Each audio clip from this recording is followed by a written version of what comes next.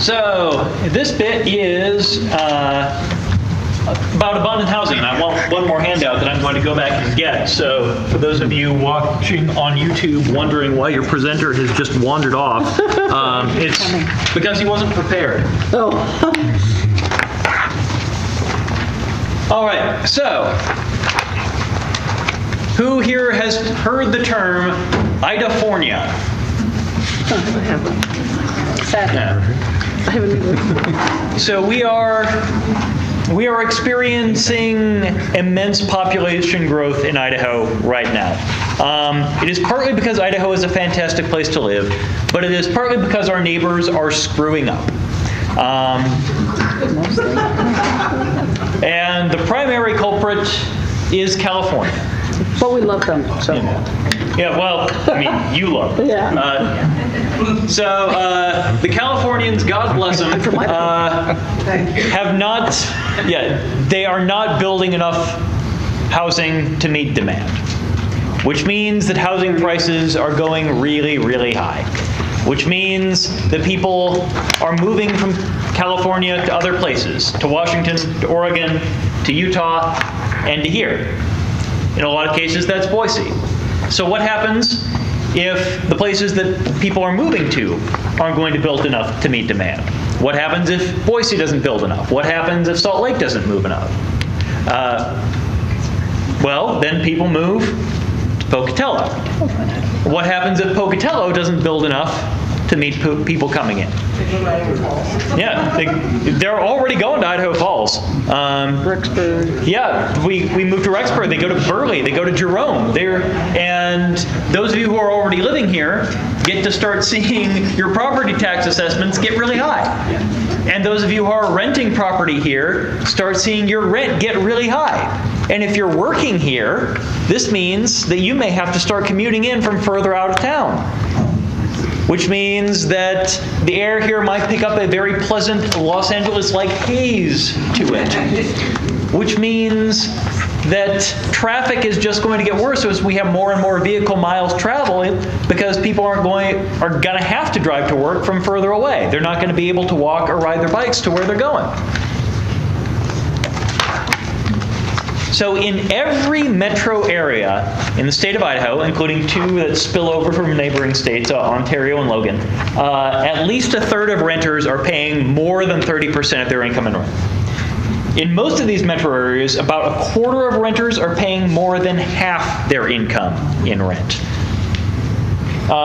Pocatello, not so bad right now by Idaho standards, but 34.2% paying more than a third, 21.5% paying more than half. You can see Idaho Falls, it's worse. Getting up near half paying more than a third in Idaho Falls, over a quarter paying more than half. Rexburg also suffering. Rexburg, a special condition being a college town that is where the college is growing very rapidly. And I understand why BYUI has its approved housing system, but it does make it more difficult for single students to find housing there. Their vacancy rate for single student housing at BYUI this past semester was 0.9%. So you may remember from high school economics class what happens when there's not enough of a product to meet its demand. You get two choices. Either people start lining up for it, or the price goes up. Or both. Or both. Or both. Yeah. And that's what we've seen. So here are some folks who may have some trouble living in Pocatello right now. Average rent, median rent rather, $899 a month. So using standard guidance on about how much you can afford to pay in housing costs every month, you got to make about $35,996 per year to afford the median rent in Pocatello. Here are some very common jobs in this metro area that are not making that much money. Child care workers, wait staff, personal care aides, cashiers, janitors, retail sales, office clerks, customer service, secretaries, bookkeepers, maintenance workers, truck drivers. Thousands of people. Yeah. Teachers. Teachers are actually slightly above this, but it's not. They are not rolling in the dough by any means, but they're not quite at this spot level yet. Now, in Boise, we're actually at the spot where you need about $40,000 a year to afford the average apartment. The average property manager makes $37,500. So in cruel irony, the average property manager can't afford to live in the average apartment. So who does that hurt the most? Well, it's really bad news for parents because they're more likely to need a larger unit than people who don't have kids. It's especially bad news for single income households who have kids. Because imagine you are a single parent with 2 kids and you are trying to get a 3-bedroom apartment. Well, in an area that has plenty of vacancies, you may find that single people are going to go and get lots of 1-bedrooms and studios. But when prices start going up, these single people are going to start looking for roommates. And now you and your 2 children who are not making any money are competing against 3 single people who are all looking for roommates to move into the same spot, and you can't compete with them. People who are on fixed incomes that are not designed to handle rapid increases in housing costs. So that's retirees, that's folks who are receiving disability benefits, that's college students. Statistically, this is also bad news for Latinos. In Boise area, at least, they make up about 7.9% of the city's population, but 11.4% of people living in poverty. Other ethnic groups, I checked, Idaho doesn't really have enough of them to make a proper projection of how badly it's hurting them. So, assuming, even if you're not particularly worried about this, you should be. Because it's not good news for your economy when housing prices start to rise very rapidly. And our guinea pig here is McCall. So, in McCall, the median property value is going up pretty rapidly, but last year, it lost 7.23% of its workforce.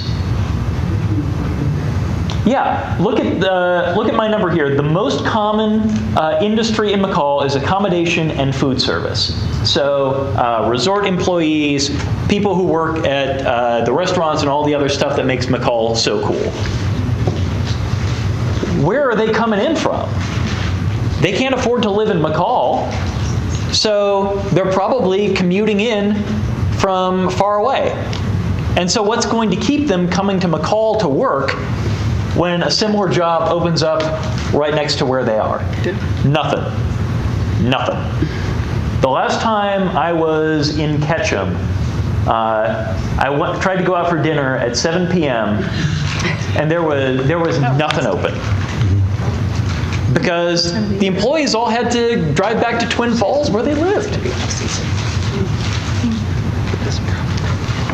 So what are we going to do about this? We've got a bunch of different options here. And some of them are more government-oriented, and some of them are more market-oriented, because we have this kind of weird property regulation scheme here that is not really capitalist and it's not really socialist. It's some kind of odd hybrid of the two. Some of the smaller things we have here are, the Securities and Exchange Commission has a lot of rules on who can be a developer. In some other countries, they have co-ops that form to be developers. Not going to happen here. We've got federal rules on what mortgages they're going to back and what mortgages they're not going to back. But the biggest one is set by our local governments, and that's zoning. Because our zoning codes are essentially a cap on the number of any particular kind of housing unit you can build. Because we have picked out the areas where you can build single family, we have decided how big lots can be, we have picked the areas where you can build multifamily, and we have picked areas where you can say you're not going to build any houses here at all. So, let's look at some of our options here. Number one is we can work on getting more landlords to take Section 8 housing vouchers. Section 8 was enacted in the 90s when vacancy rates were a lot higher than they were today. And when vacancy rates were higher, landlords looked at the Section 8 program and they said, okay, we have to do some administrative stuff to participate in this program that we're not crazy about. But on the other hand, if we are not taking vouchers, our units are just going to sit empty and we're going to lose a lot of money. Now that we've got vacancy rates under 2%, landlords are looking at those same requirements and saying, well, if I can fill all these apartments anyway, why do I need to take Section 8? And so participation in the Section 8 program is going down, and at least in Ada County, there are lots and lots of vouchers that are going unused, because once you get the voucher, it's immensely hard to find a landlord who takes Section 8 who hasn't already filled that unit with something else. Now, we could go Utah's route and just pass a law that says, hey, we have source of income protection here, which means that you got to take Section 8. I know that there have been a lot of issues in Utah about to the extent that it's actually been implemented, but I know other states are working on that and have made it work. Mm-hmm. Yeah, I mean, I would say probably in that situation, what income source protections really go to will be, people who have child support and alimony as their primary sources of income are not to be rejected. I don't know that it helps anybody, really, as far as Section 8 goes. Yeah, because, as bad as things are for us, things are worse in Utah. We have lots of nice homeless shelters going up that are already full, so I don't know what you're talking about. Yeah, homeless shelter, not really a long-term solution. In many cases, they are okay for emergency stays, but they are not a great permanent solution to the problem. Next thing I listed is upzone. This is always super controversial when people talk about it because they start thinking, oh, well, you want to bulldoze my town and you want to turn it into Hong Kong with giant buildings everywhere? Yes. Absolutely. Okay, maybe you do. So here's my thing. People are always worried about how denser housing is going to affect the characteristics of their neighborhood. Now, I said the word neighborhood in kind of a weird way there because I want you to think about a person who is often associated with the term neighborhood. Who did you think of? Mr. Rogers. I get that same answer every time. So, you may remember at the beginning of his show, they've got that little diorama of that idyllic little small town where everything takes place. So that is based on Fred Rogers' hometown of Latrobe, Pennsylvania. I went and I looked at some numbers. So Latrobe has about 3,900 people per square mile, and it has about 1,850 housing units per square mile. So how many housing units per square mile do you think you have in Pocatello? This is actually the lowest of any major Idaho city. You have 695. Yeah, Boise is at about 1,200. Meridian is at 995. The city that everybody says is super sprawly. You have significantly fewer housing units per square mile than Meridian.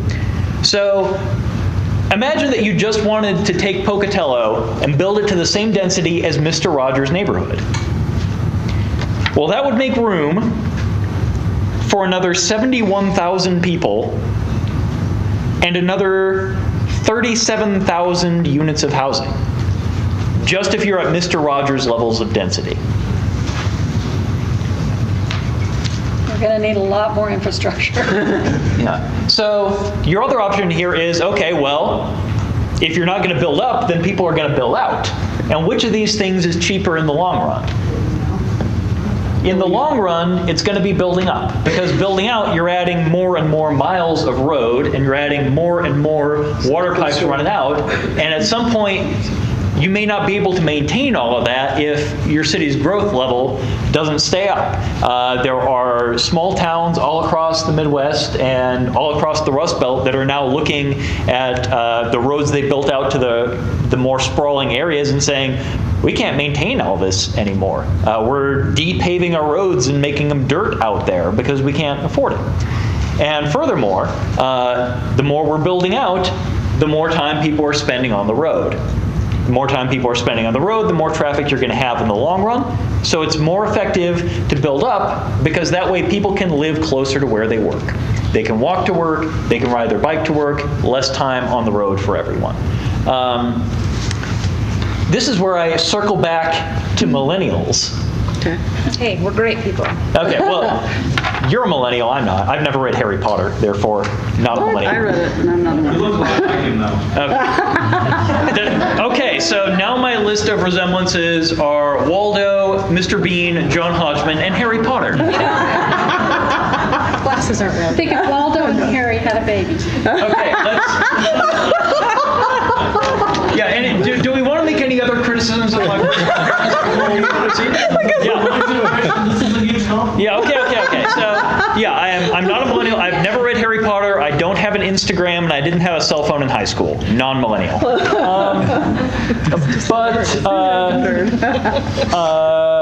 Recently, a U.S. Senator by the name of Ben Sasse put out a book about what's going on with young people these days. And one of the things he mentions in it is people keep coming to him and complaining that young people are acting immature. And what he says is, well, you have set up the housing market in such a way that wealthy older people are living in neighborhoods far away from people who have kids. So if kids aren't growing up in areas where they have mature people around, it's no wonder why they're not acting mature.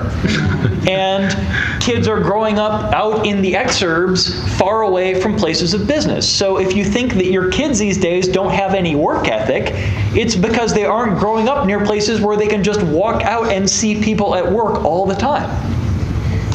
It was...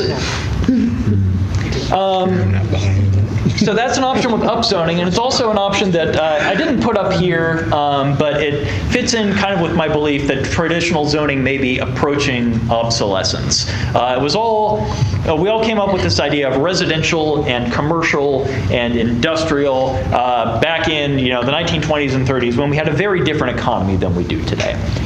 Today's economy, we're seeing more and more home-based businesses that are blurring the lines between residential and commercial. Industrial is becoming less important. There are other ways we can look at zoning rather than looking at the use of the property. There's a thing called the form-based code that is making the rounds these days. If you've ever seen the movie The Truman Show, the town they used for that one was designed with a form-based code. What they say is, I don't much care what you're doing with your building here, so long as it is approximately a certain size and it has approximately a certain design. And once it's in there, you can use it as a single-family house, you can use it as a duplex, you can use it as live-work, you can use it as offices, you can use it as whatever. And if market conditions change, you can remodel that building all you want without having to go back and get a permit to redo it. And what you get is something that looks kind of like The Truman Show, with a very traditional American small-town style. Another option are accessory dwellings. You may have heard of them as mother-in-law flats or granny flats. In Australia, they call them Fonzie flats because Fonzie lived in them. That's a non-millennial reference. Additional proof. And this is a thing that the AARP is really fired up about because they are looking at housing units and saying, we have a lot of older folks who are living in houses that have stairs or are otherwise not suitable for people who are getting older. And like my grandma had a basement that was more or less abandoned the last 15 years of her life because she just couldn't get down there. So one option is encourage the use of these accessory dwellings because they make now modular accessory homes, a lot of them built right here in Idaho, that are completely accessible to people with disabilities. So what you do is you get this accessory home, you put it somewhere else on the lot, and then while you are, you're green with youth, you live in the house up front and you rent out the house out back. Then, when you get older, your kids have moved away, you're an empty nester, you probably don't need 2,500 square feet anymore. You don't want to clean all of that, you don't want to heat all of that, you may not want to go up and down the stairs all the time, so you move to your accessory dwelling in the back, and then you rent out the house in front. And there are lots of things we can do to encourage those. Another option is shrinking lot sizes. This is a big deal in areas that have traditionally been rural. So, like if you go to Blaine County, you'll find that the second you get out of one of the towns, your minimum lot size goes up to about 1 acre. The stated purpose of this is, well, we want these folks to still be farmers. And in many cases, they are, the doctors with the hobby farms who have put up a mansion on this 1 acre lot. Because, while we hope that it will someday still be farmers, the economic conditions have changed underneath this land, and our zoning code hasn't kept up with it. So there's no reason why we can't set minimum lot sizes smaller.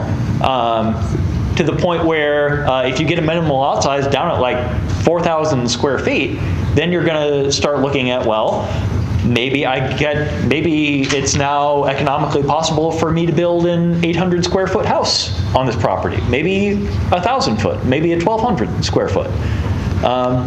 Those are all possibilities. Another option is repurposing vacant commercial space. This is a thing that a form-based code ties into because it becomes super easy to do that. There's been much talk of the retail-apocalypse, of our retail spaces closing down, especially the big box stores, as they get replaced by Amazon and other delivery services. So what do we do with that space? Well, we can leave it there and let it turn into CrossFit gyms and pop-up Halloween stores, which seems to be the... And tax filing. And tax filing places. Yeah, it's like taxes and Halloween, just depending on what season you go there. They're both scary. Or you can look at converting them into residential areas. There are some areas that have the dying ghost malls that have revitalized themselves by saying, look, we're a 2-story mall. We don't actually have demand to use the whole 2 stories anymore. Let's turn the second story into condos. And now, everybody who lives on the second story of condos has a super convenient place to shop. In the Midwest, there are places that have grocery stores that are now putting small apartments and condos on the roof of the grocery store. How convenient is that, especially if it's open 24 hours? You need midnight snack, you just wander downstairs in your pajamas. They already do that at Walmart. But it'd be right there. Yeah. True. Yeah. Mention of Walmart brings me into parking requirements. A lot of cities have parking requirements that are kind of ambitious. Putting in parking is really expensive. And, a parking lot sitting big and open is kind of ugly. It's not an area that people are going to want to hang out in unless you're tailgating. So one project that a group called Strong Towns encourages is on Black Friday, drive around your town, drive to all the big commercial centers, and just take a photo of how many parking spaces are empty. Because if they are empty on Black Friday, they are always going to be empty. And if there are parking spaces that are always going to be empty, why are we requiring people to put them in at great expense to themselves? And the final option I have listed here, and I have got a bunch more of them, is a community land trust. So what this does is you get a nonprofit that actually owns the land underneath the house. And then if you are a qualifying buyer, which is usually a person who works full-time in the community, occasionally there are spots reserved for people who have certain critical jobs like public safety or teaching, you are eligible to buy the house, but you're not buying the land underneath it. That means that all you are paying for is the cost of the improvement and not the cost of the land underneath. So you're getting your house at an immense discount. You're paying a fee to the trust every year, which works kind of like HOA dues. And helps them enable purchasing more property. But it helps keep the property available to locals who are promising to use it as their primary residence. So you're not competing with Airbnbs anymore if you are in a resort area. I know Airbnbs were an issue when the eclipse rolled through. And it's helping provide places for people to stay. And the dreaded word NIMBY. This stands for not in my backyard, and this is for the usual group of people who come out and complain about any change to the nature of their community. Folks who bought their house in the assumption that the day they closed on their house was the last day of history. And that, in perpetuity, everything would be the same. And these organizations are, folks like this are part of what has caused the California housing crisis, because they bought in their areas and they have said, let's not let it change anymore. The example I'm going to use here is Berkeley. Berkeley is part of the San Francisco Bay Area, and the Bay Area has grown immensely since 1950. But because of Berkeley's very strict preservation requirements designed to preserve the nature of the community, Berkeley hasn't grown at all since 1950. Wow. So you remember our options. Grow up, which Berkeley has decided not to do. Grow out, which you can't do within the city limits because they're butting up against other cities, so people commuting in from further and further away. In the case of one law firm from Houston, there's a San Francisco Bay Area law firm that has its employees live in Houston and commute in by private jet because it's cheaper than getting them a place in San Francisco. And so the third option is, with nowhere to go up and nowhere to go out, prices just keep going up. And it's converted, so Berkeley superficially looks like the community it was in 1950, but the pod people have taken over. By which I mean people who are very, very wealthy but are now kind of living in the trappings of what used to be a working class town. If you remember the famously blue-collar and combative New York Yankees manager Billy Martin, he grew up in a rough and tumble blue-collar part of Berkeley, California. That place does not exist anymore. It may look like it used to, but it's been replaced. And all the folks who stuck around that version of Berkeley and made it work, the people who worked in its markets, the people who worked in its offices, they're not there anymore. They're coming in from outside. So when you're dealing with folks who want to keep everything the way it was, we have to stop and think about how the world is changing around us. I really believe that we are in the midst of societal changes that are equal to the Industrial Revolution. We're developing an entirely new computer-based economy. And trying to take all the land use solutions that were designed for the industrial era, when the average person, you got out of high school at age 18, you picked up your lunchbox, you went to work at the factory, you got married at 22, you had 3 kids, you stayed at that same job until you turned 65, and then you died at age 67. Yeah, none of these things happen anymore. People are changing jobs rapidly. They're spending more time in college. They are getting married later. They're having fewer children. They are living much longer after they retire. But we're still trying to use housing regulation solutions that were designed for that past era. And so if we want to live with folks who can help us who aren't millionaires, we have to be willing to adapt.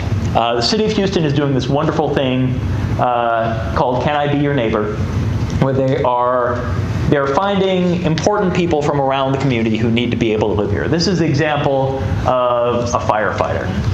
Houston. Yeah. He protects your home. Can he be your neighbor? An entry-level firefighter doesn't make enough money to live in the average house in Houston. So recognizing community opposition to homes for working class people and for homes for people who work at nonprofits The cities recognize that they belong in this community too, and they're needed to make our economy work. And so they're running posters like this. That covers just about everything I wanted to discuss about abundant housing. I've got 15 minutes left for questions on this or any other topic, housing related or not. Yes? So this is mostly what I work with. I work with communities, specifically rural communities in southeast Idaho, and one of our main goals is to further fair housing. But when we go into a political realm, instead of being like a housing provider, maybe a private housing provider, it's, the education seems to be the biggest hurdle. What is anyone's recommendation for helping maybe a rural community with limited resources be more educated in fair housing and maybe some of these more creative solutions? Yeah, so the question is, how do we get the word out to rural communities that are going to need to make changes in the way they do housing in order to adapt to our new world? So I will say this, Go ahead. Gail and I have our cards out on the table there. Have us come out and talk to groups in your town. Yeah, I can do it too. And a lot of it is figuring out what people like and what people are afraid of. There's a thing that a lot of communities do in planning called a visual preference survey, which is they go and they get pictures of all kinds of different cities and all kinds of different layouts, and what they do is they present them to people and say, is this something you want more of in your town, or is this something you want less of in your town? And in a lot of cases, they'll go and they'll find that what people say they want more of in their town are traditional downtowns, leafy trees, directly post-war small houses with mature vegetation. And yet, when they go and they look at the code, they'll be able to say, okay, so here are the things that you say that you wanted, but here's why it's not economically feasible to do it the way you have set it up in your code, and why it's not actually preserving the community the way you want it to. One great example there is Somerville, Massachusetts. This is a suburb of Boston, traditionally very working class, and recently they discovered that in this city of about 50,000 people, only about 30 of the buildings there were compliant with the zoning code. Everything else had been grandfathered in. So this thing that was designed to preserve Somerville the way it was actually just trying to create this new city that never really existed. And we have, I won't say the rural city but we were called out to work with a developer, an architect, a housing authority that was helping with Section 42, and then a property management company. And I learned a lot through that experience because they brought me in to come and help. Me, not the neighbors, but because they were in opposition to the housing project that was the complex that were being created. And I think the most important thing that I learned from that experience is when you're going to a rural community, when you're going to a community that is in opposition of what you're trying to create, part of it is doing your homework as a developer, as an architect, as a housing provider, as a city planner who's supporting the affordable housing, is look at your comprehensive plan. You're going to have city people or your consolidated plan. You're going to have people who thoughtfully planned out the city, like Micah suggested, and you're going to say, hey, does this still meet all of our needs? Is this still meeting all of our needs? And if it's not, what are the things that you like? And why are you in opposition? And you want to look at having someone in that city who's like the city, I hate to say it, the city leader, the city father, the city foreman, who can be your ally to go with you. In my case, it was someone who owned a tire company, and they were very supportive of selling the home, selling their land. They'd try to sell it for business because that was what was in the comprehensive plan. And nobody bought it for a business, for economic development. So he was going to sell it for housing. And everyone was opposed to it. And I think a lot of the people, when we listened to them, if you really listen to why they were opposed, it wasn't because, some of it was because of the size of it, but some of it was because of the design of it. And had they looked at, like Mike said, which was really good advice, if they had looked at the comprehensive plan on what the type of housing, where you could do the same number of units, but that it looked like all the other housing it fit in the plan, it was harder to oppose.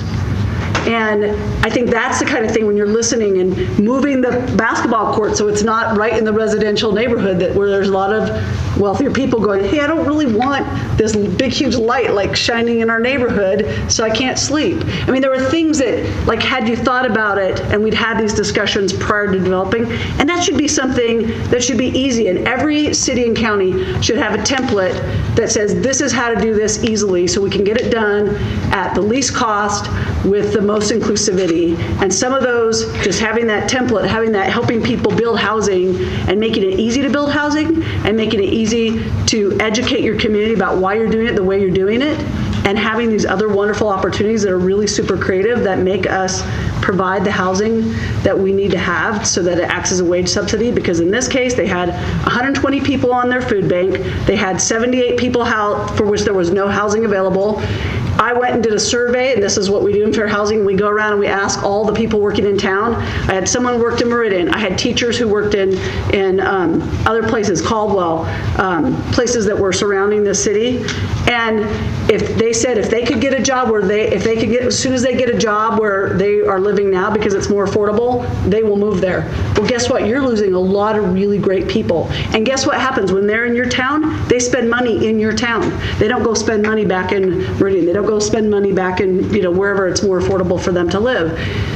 Housing's a wage subsidy. If you don't think about that creative, how can we address the NIMBYism with YIMBYism? Yes, in my backyard with these creative solutions that's part of fair housing. Part of fair housing is how do we provide equal access, and how do we as cities think regionally and counties think regionally, not separately, and work as teams with our housing providers, with our housing attorneys, with our human rights people to build something that thinks about thoughtfully what we created, but how can we amend that so that everybody is included, so that everybody can afford housing.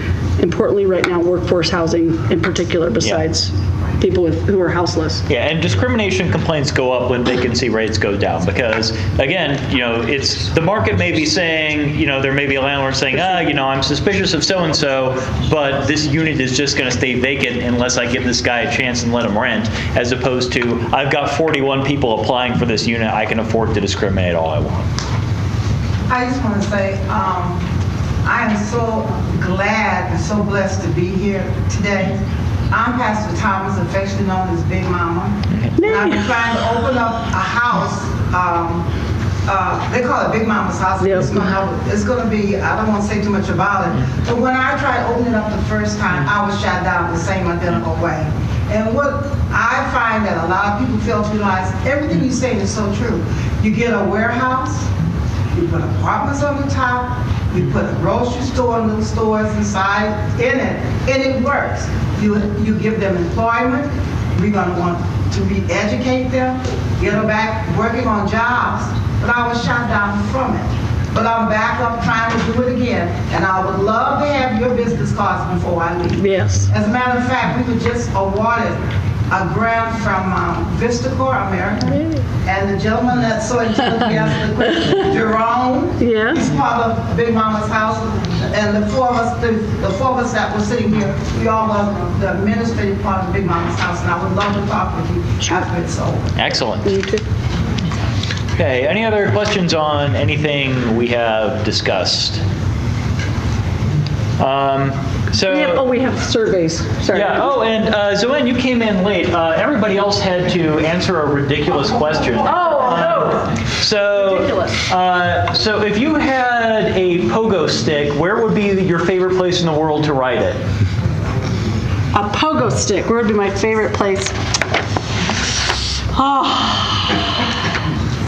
Well, first of all, I would ride it anywhere because that sounds like I'm a child at heart, and I will do hippity hop, pogo stick, skateboard, You Can name it, you I'll put do it pogo sticks in everywhere. a bike lane? Somebody Can you answer add this for me pogo later. stick? Could you?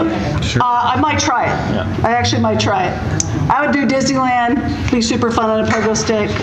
I mean, I would try it anywhere because it sounds like a blast to me. All right, looks like we're going to wrap up ahead of schedule then. We have evaluations in the back, which our sponsors get really mad if have you them? don't fill out. I have them. Okay, and by in the back, I mean that back, not the back that I was pointing to. Yeah, please give us feedback, and also notice at the bottom there are things that HUD, that you don't get to ask, but HUD requires of us. Yeah. Also the date, sorry, some of them have the wrong date, but please scratch it out and put the correct date. Feel free to fill in the character that I most resemble. Thank you for your talk.